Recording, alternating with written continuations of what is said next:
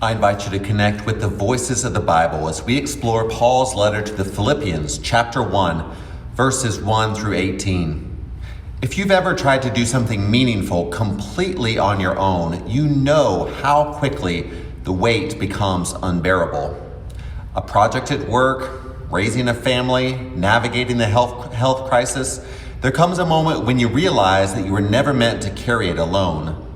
That's exactly where we find Paul as he writes this letter.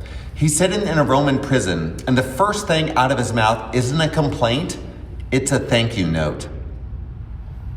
To understand why this letter is so remarkable, you need to know the relationship behind it. Paul first visited Philippi around the year 49 or 50 on what we call his second missionary journey. The book of Acts tells us that Philippi was a Roman colony in Macedonia, modern-day northern Greece. It was a proud city full of retired Roman soldiers and citizens who took their Roman identity seriously. Paul's time there started with a small gathering by a river where a businesswoman named Lydia became the first European convert to Christianity. From that humble beginning, a church was born, and that church became Paul's most faithful partner.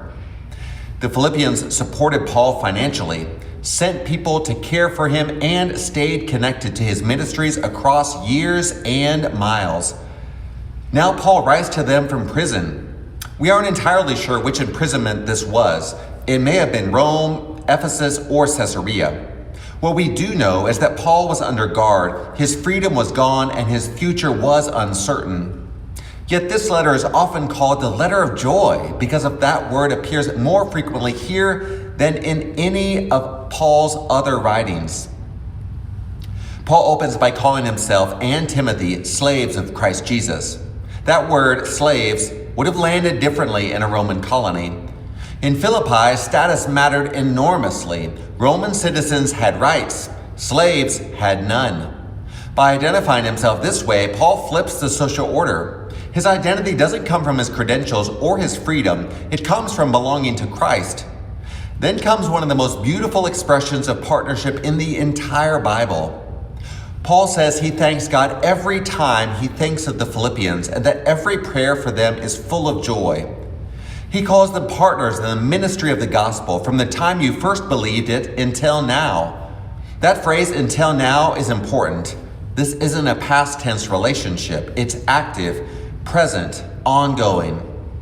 Verse 6 contains the theological heart of the passage. The one who started the good work in you will stay with you to complete the job by the day of Christ Jesus. Paul isn't just offering encouragement. He's making a theological claim about God's character. God finishes what God starts. The work isn't dependent on perfect circumstances, on Paul's freedom, or even on the Philippians getting everything right. It depends on God's faithfulness. The second half of the passage takes a surprising turn. Paul acknowledges that his imprisonment has actually advanced the gospel. The whole Praetorian Guard, these are the elite Roman soldiers assigned to watch over Paul. Well, they now know he's in chains for Christ. And back in the churches, most believers have grown bolder in their witness because of Paul's example. Then Paul addresses something messy. Some people are preaching Christ with good motives, but others are doing it out of jealousy and selfish ambition, hoping to cause Paul more pain. And here's where Paul's maturity shines through. What do I think about this? Just this. Since Christ is proclaimed in every possible way, whether from dishonest or true motives, I'm glad.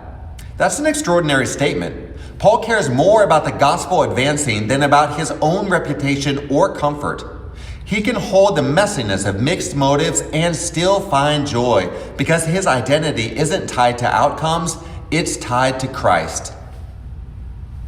This passage asks us an honest question. Who are your partners on the journey? Not just the people you enjoy spending time with, but the people who share the weight, who pray for you, who keep showing up even when circumstances get difficult. Paul didn't try to do ministry from prison alone. He leaned into the partnership God had provided. It also invites us to consider where we might find joy in unexpected places.